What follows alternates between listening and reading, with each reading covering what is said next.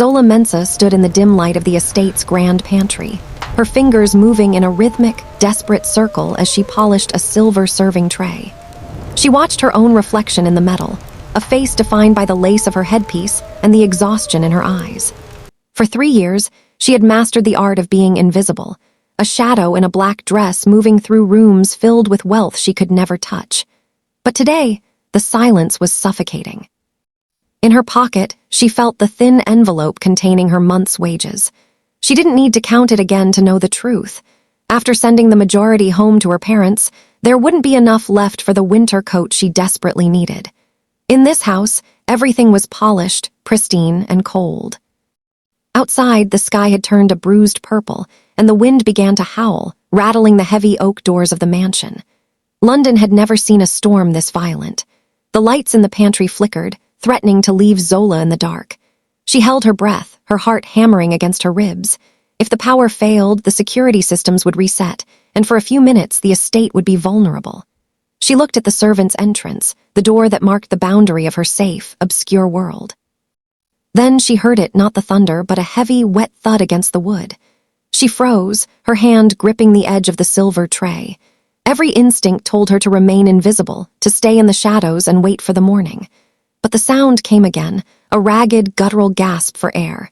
Empathy, the flaw that had always made her life harder than it needed to be, overrode her fear. She set the tray down and reached for the latch. As the door swung open, a gust of freezing rain lashed her face. Standing there, silhouetted against the blue lightning, was a man. His white shirt was soaked through, clinging to a frame built for violence, and a dark, spreading stain bloomed across his side. Rain-slicked and gasping, he looked like a predator caught in a trap. As he collapsed toward her, the light caught the dark, intricate ink of a viper coiling around his forearm. Zola didn't know his name was Park Seung-hoon. She didn't know the law was already scouring the streets for the Black Viper. All she saw was a man who wouldn't survive the night without her care. The door didn't just open. It groaned under the weight of the wind and the man who had collapsed against it. Zola caught him by the shoulders, her small frame nearly buckling under the sheer mass of his muscle and bone. He was a solid wall of heat and wet fabric, smelling of ozone, copper, and expensive tobacco. With a desperate heave, she hauled him over the threshold, the white lace of her apron instantly staining a gruesome crimson where it pressed against his side. She kicked the door shut, cutting off the roar of the storm, but the silence that followed was even more terrifying. In the flickering light of the pantry, she could see the jagged tear in his white button-down shirt, a clean, surgical entry wound that wept blood onto the polished floor. Her hands trembled as she reached out to check his pulse, her fingers brushing the rain-slicked skin of his neck.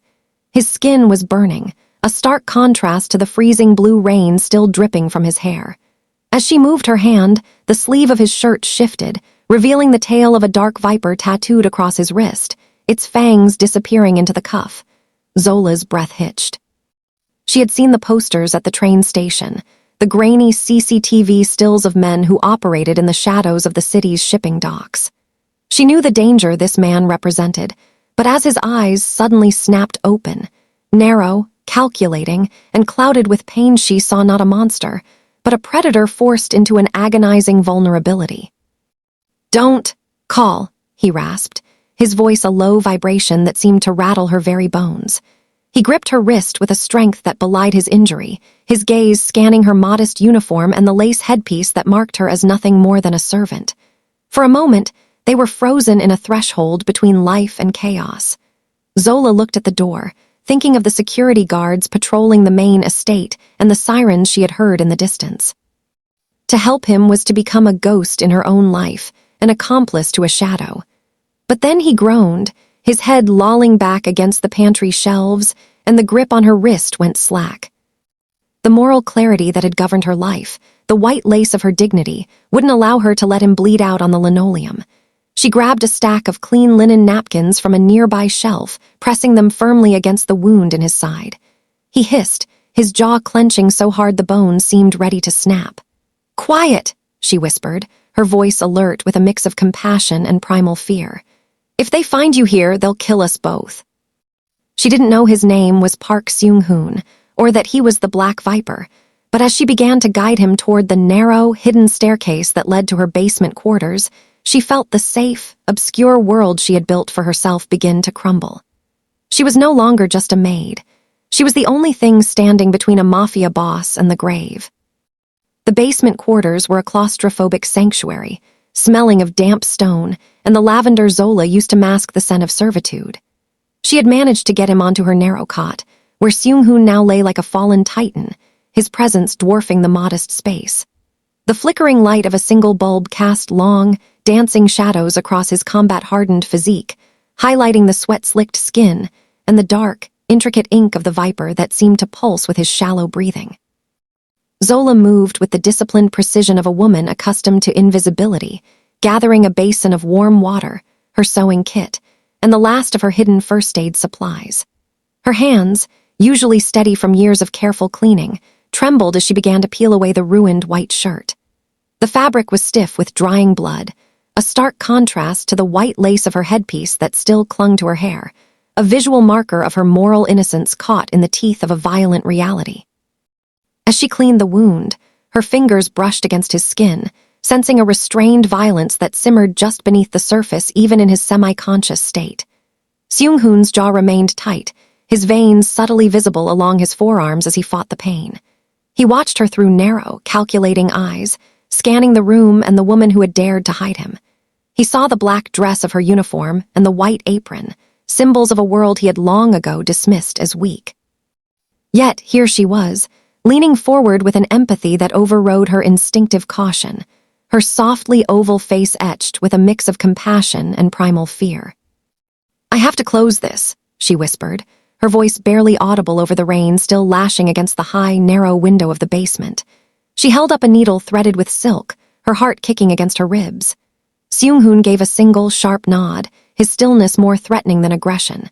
As the needle pierced his skin, he didn't flinch. Instead, he reached out and gripped the edge of the cot, his knuckles whitening. Zola worked in a blur of terror and duty, her full lips slightly parted in hesitation. She was stitching together a life that belonged to the underworld, unaware that every stitch tied her closer to the black viper. Hours bled into a tense silence, broken only by the distant chime of the estate's grandfather clock. The immediate danger of the storm had passed, replaced by the suffocating weight of a shared secret. Zola sat on a low stool, watching him as his breathing finally deepened into a fitful sleep. She looked at her hands, now stained and weary, and then at the man she had saved. She had stood at the threshold and chosen chaos. In the quiet of the recovery, the maid and the mafia boss were no longer defined by their costumes. They were simply two souls tethered together in the dark, waiting for the world to find them. Morning light filtered through the high, dirt-streaked window of the basement, casting a pale, clinical glow over the small room. Zola had not slept. She sat in the corner, her back against the cold stone wall, watching the man on her cot. Park Seung-hoon moved in his sleep, a low groan escaping his throat as the fever from the night before finally began to break. As he shifted, the thin blanket Zola had provided slid to his waist, fully exposing the combat-hardened physique that had been partially obscured by the shadows and blood of the previous night. Zola leaned forward, her alert eyes scanning the skin she had spent hours cleaning. Now that the grime of the storm was gone, the tattoos were no longer mere glimpses of ink beneath a soaked white shirt. They were a roadmap of a violent, secret world. A massive, intricate viper coiled around his torso, its head resting near his heart, while smaller, sharper sigils marked his collarbone and forearms, visual shorthand for underworld contracts and loyalties forged in blood. Her heart hammered against her ribs as the reality of her situation crystallized. This was not a man who had been caught in a random street brawl. These marks belonged to a world of power structures and criminal hierarchies that she, a woman accustomed to invisibility, should never have touched. Seung-hoon's eyes snapped open, narrow and calculating even in his weakened state. He didn't startle, he simply transitioned from sleep to a state of lethal readiness. He saw Zola staring at the ink on his skin, his gaze tracking her moral innocence, represented by the lace headpiece she had forgotten to remove. The silence between them was thick, a threshold moment where the truth was laid bare without a single word being spoken. He sat up slowly, his jawline sharp with the effort of suppressed pain, his every movement radiating a stillness that was more threatening than any outward aggression. "You've seen them," he said, his voice a low, gravelly vibration that filled the cramped room. He looked down at the viper on his arm, then back at Zola, who stood half-shielded by the shadows of her small wardrobe. "Most people who see these marks either run or call the police. Which one are you, Zola?" The sound of her name on his lips made her breath hitch. He wasn't begging for her silence. He was measuring her, scanning her for the fear and compassion that had brought him into this room. Zola gripped the fabric of her black dress, her lips slightly parted in hesitation. She thought of the sirens from the night before and the Black Viper posters she had passed in silence. She was a caretaker, a woman whose body language was defined by instinctive caution, yet she found herself rooted to the spot. The ink on his body represented a past that could never be washed away, a dark contrast to the white lace of her own hidden dignity. She looked into his eyes, trained by years of survival, and saw the human cost of the power he wielded. "I am the woman who saved your life," she whispered, her empathy finally overriding the primal fear.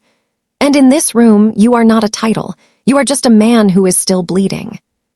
The following days transformed Zola's small basement room into a high-stakes sanctuary where the air felt thick with the proximity of a man built for war. Seung-hoon was no longer a limp weight. As his strength returned, he became a dominating presence that made the walls feel like they were closing in. He paced the small floor like a caged panther, his movements silent despite his broad-shouldered frame. Even in his stillness, sitting on the edge of the cot while Zola folded laundry, he radiated a restlessness that suggested he was constantly scanning for exits and threats.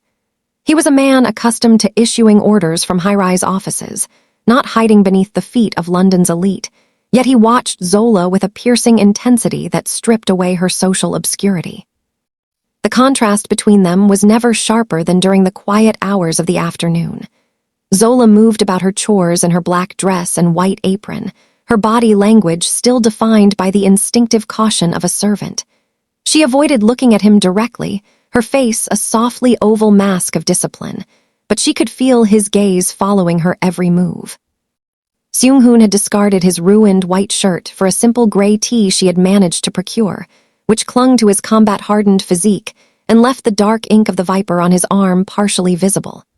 He watched her pull back her hair and adjust her lace headpiece, a visual marker of the moral clarity he found both baffling and fascinating.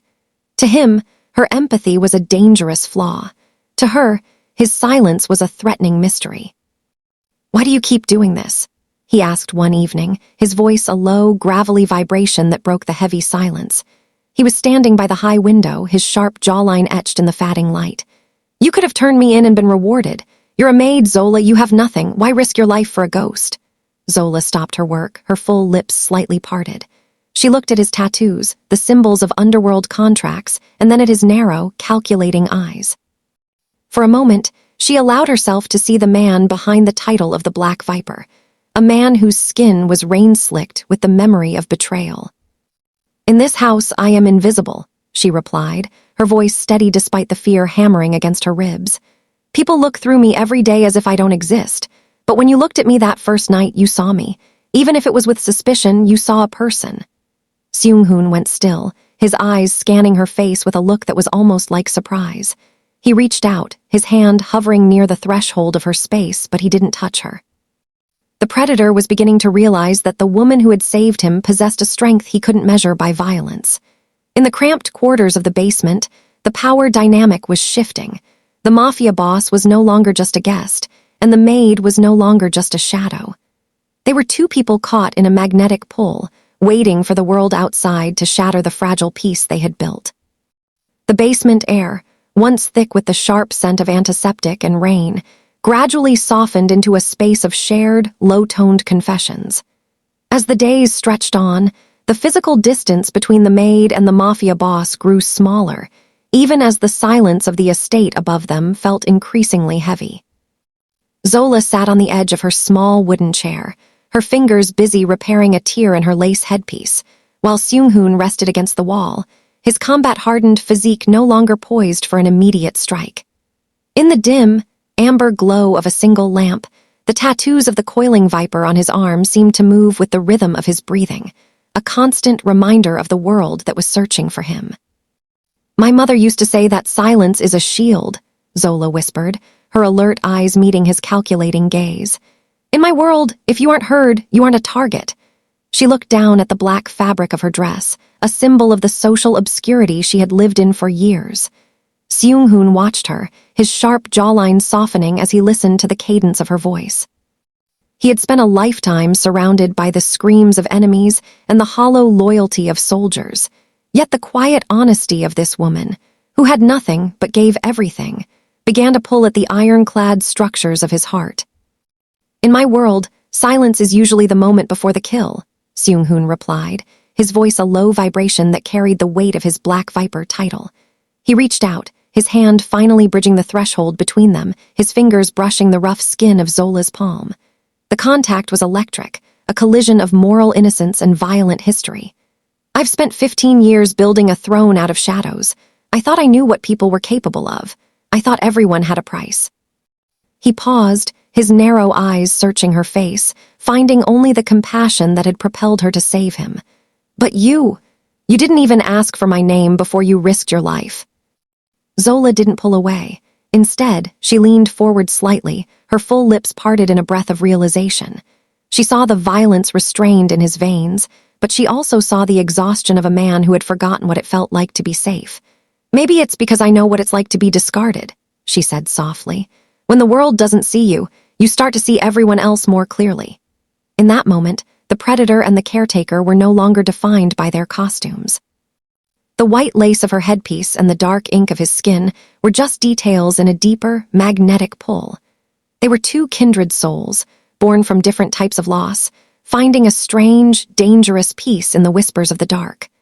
The bond was no longer just about survival. It was a silent promise of loyalty that neither of them knew how to break, even as the shadows of the law and the underworld began to lengthen outside her door. The fragile silence of the basement was shattered not by a sound, but by a sudden, rhythmic strobing of red and blue light against the high, grime-streaked window. Zola froze, her hand still resting near Seung-hoon's as the wail of a distant siren suddenly cut off, replaced by the heavy, synchronized thud of boots on the gravel drive above. The law had come knocking, and the threshold moment between her safe obscurity and total chaos had finally collapsed. Zola stood up, her heart hammering against her ribs like a trapped bird, her hand gripping the edge of her dresser for support. Her modest lace headpiece felt suddenly heavy, a crown of thorns marking her as an accomplice. Seung-hoon was on his feet in a single, fluid motion, his combat-hardened physique coiled with the violence restrained that Zola had come to recognize. He didn't panic. His narrow, calculating eyes scanned the room, settling on the heavy wooden beam near the ceiling. "Hide," he commanded, his voice a low, gravelly vibration that left no room for the hesitation usually seen in her full lips. "If they see you with me, they won't care about your innocence." But Zola's empathy, the flaw that had propelled her to this point, kept her rooted to the spot.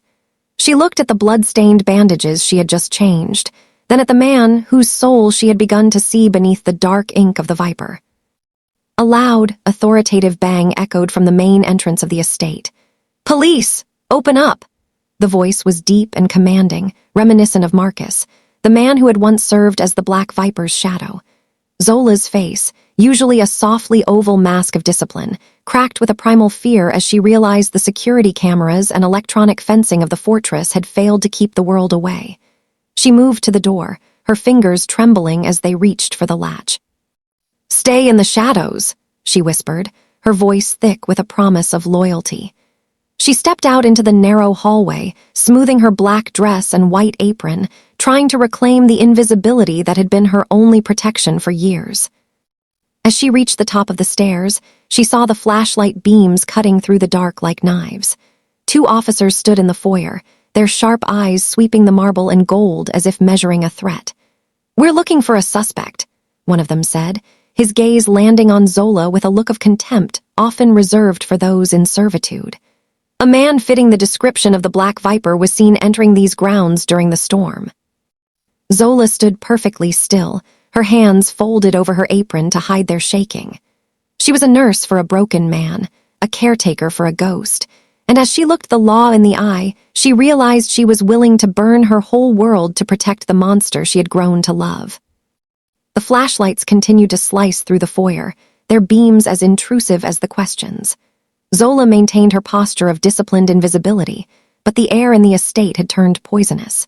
She managed to usher the officers away with a lie about a faulty security gate, yet as she retreated toward the basement, she felt eyes upon her that didn't belong to the law. In the shadows of the servants' gallery stood Alina, the head housekeeper, a woman whose heart was as cold as the marble she polished. Alina had seen the blood on Zola's apron days ago. She had heard the hushed, gravelly whispers echoing from a room meant for one. For a handful of silver and the favor of the estate's owners, the moral clarity Zola cherished had been sold. Zola burst into her quarters, her breath coming in ragged gasps. Seung-hoon was already at the door, his combat-hardened physique tense like a bowstring. "We have to go," Zola whispered, her full lips trembling as she grabbed a small bag of supplies. "Alina knows, she's calling them back." The threshold moment had passed. They were no longer hiding from the world, they were being hunted by it. Seung-hoon's narrow eyes darkened with a savage fury, the ink of the viper on his arm seeming to writhe in the dim light. He reached out, his hand gripping her shoulder with a strength that was both terrifying and grounding. "Then the shadows are no longer enough," he rasped, his voice a low vibration of violence restrained. They moved through the estate's hidden service tunnels, the air thick with the smell of damp earth and the impending storm. Zola led the way, her black dress rustling against the stone walls, her white lace headpiece finally falling away, a symbolic shedding of her old, safe life. But as they reached the secondary exit near the rose garden, the heavy iron gate was already blocked. 3 men in dark suits stood there, their faces obscured by the night, but the glint of steel in their hands was unmistakable. These weren't police. They were the Black Viper's true enemies, tipped off by a betrayal that went deeper than a housekeeper's greed. "Zola, get behind me," Seung-hoon commanded, his sharp jawline set in a lethal mask. He stepped forward, shielding her with his broad-shouldered frame, the predator finally forced to reclaim his throne to protect the only person who had ever treated him with selfless care. The stillness he usually maintained shattered into a blur of motion as the first attacker lunged. Zola watched in horror, and awe as the man she had stitched back together transformed into the monster the world feared. But as more shadows emerged from the trees, she realized that empathy had indeed propelled her into a world where kindness was paid for in blood. The hideout was gone, the secret was out, and as the first shot echoed through the garden, Zola knew she was no longer just a maid. She was the heart of a war she wasn't built to survive. The garden was no longer a place of manicured peace. It had become a hunting ground, slick with rain and the iron scent of blood. As the muzzle flashes cut through the dark, Seung-hoon moved with a lethal grace that made the previous days of semi-conscious vulnerability feel like a fever dream. He was a predator who had finally shed his skin. The violence restrained that Zola had witnessed in the basement was unleashed, a savage and precise force that moved to dismantle the men who dared to threaten his sanctuary. He didn't just fight, he dominated the space, his broad-shouldered frame serving as an iron shield between the world of shadows and the woman in the black dress. The white shirt he had worn upon his arrival was gone, replaced by a dark tactical jacket that strained against his combat-hardened physique, but the viper coiling around his forearm remained visible, a grim promise of the retribution to come. "Stay down," he roared, his voice no longer a low vibration but a commanding thunder that echoed against the estate's stone columns. Zola dropped to the wet grass, her fingers digging into the earth, her heart slamming against her ribs. She watched as he moved through the darkness, a blur of motion and steel. He took down the first 2 attackers with an efficiency that made her stomach churn, yet she couldn't look away. This was the Black Viper in his true element, not a man needing stitches, but a king reclaiming a throne built on fear. Every strike he delivered was a message to the underworld. The betrayal had failed, and the predator had returned. As the remaining rival gang members realized the tide had turned, they began to retreat into the trees, but Seung-hoon didn't let them go. He needed them to carry the word back to their bosses, that the most powerful Mafia boss had found something worth more than his empire. He turned back to Zola, his narrow eyes scanning her for any sign of injury, his sharp jawline tight with a lingering fury. He reached out to her, his hand trembling not from weakness, but from the adrenaline of a man who had almost lost his heart to the chaos. "It's over for tonight," he rasped, the gravelly edge returning to his voice as he pulled her up. The stillness between them was thick with the weight of what she had just seen. She looked at his hands that had held hers in the whispers of the dark, now stained with the reality of his life. She saw the tears in her white apron, the lace of her dignity tattered by the violence of the night. Seung-hoon pulled her into his arms, crushing her against his chest, his heart pounding a frantic rhythm against her ear. "They know now," he whispered, a dark resolve settling into his gaze. "They know you're mine, and I will burn every city from here to Seoul to make sure they never touch you again." In the wreckage of the Rose Garden, the Maid and the Mafia boss stood together, the threshold finally crossed. The throne was reclaimed, but the cost was a life of peace that neither could ever return to. The aftermath of the garden battle left a heavy, iron-scented silence hanging over the estate, broken only by the rhythmic drip of rain from the eaves. Seung-hoon stood amidst the wreckage of his enemies, his combat-hardened physique silhouetted against the rising dawn. The dark ink of the viper on his arm seemed to glow with a dull, predatory light, yet his narrow eyes were fixed solely on Zola. She stood near the shattered iron gate, her black dress torn and her white apron stained not just with his old blood, but with the fresh cost of his reclamation. The violence restrained had finally broken its banks, and as Seung-hoon looked at her, he saw the mirror of his own soul in her alert. Compassionate eyes, a moral clarity that he had nearly extinguished with his own shadows. He walked toward her, his boots crunching on the gravel that was now a mosaic of brass casings and broken glass. When he reached her, he didn't reach for his weapon. He reached for her hand, his fingers trembling with the raw adrenaline of a man who had looked into the abyss and seen only one reason to return. "I told you I would protect you," he rasped, his voice a low, gravelly vibration that carried the weight of 1,000 sins. "But protection in my world is a hollow promise. It's a cage built of fear." Zola looked at his sharp jawline, etched with the exhaustion of a decade of war, and she saw the man who had sat in the whispers of the dark, sharing a silence that was more honest than any vow. She leaned forward, her full lips slightly parted, her empathy finally overriding the primal fear of the monster standing before her. "You saved me from them," she whispered, her voice steady even as her world crumbled. "But who saves you from yourself?" Seung-hoon went still, his jaw clenching as her words pierced through his tactical resolve. He looked at the estate, the castle he had turned into a fortress, and realized that his power was the very thing that kept him from being human. In that threshold moment, the Black Viper made a choice that no title or underworld contract could ever dictate. He took his burner phone from his jacket and dialed Marcus, his voice turning cold and final. "It's over. Liquidate everything. The restaurants, the docks, the accounts. Give the men their severance and tell them the Viper is dead." Zola's heart hammered against her ribs as she realized the magnitude of his sacrifice. He was burning his throne to ash so that she wouldn't have to live in its shadow. He turned back to her, the predatory light in his eyes replaced by a terrifying, vulnerable hope. There was blood on the grass and darkness in the sky, but as he pulled her into a tight, desperate embrace, Zola felt the first stirrings of a redemption that didn't require a miracle. Only the courage to walk away together into the pale light of a new, uncertain morning.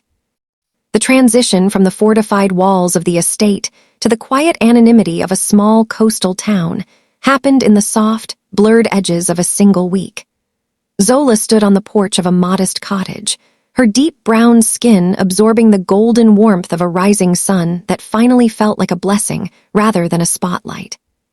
She was no longer wearing the black dress or the white lace headpiece that had visually reinforced her servitude. Instead, she wore a simple linen dress that allowed her to breathe, her hair free from the restraints of a maid's cap. For the first time in her life, the art of being invisible had been replaced by the quiet joy of being truly seen. She looked out at the horizon where the blue water met the sky, a threshold that no longer signaled chaos, but a vast, open future.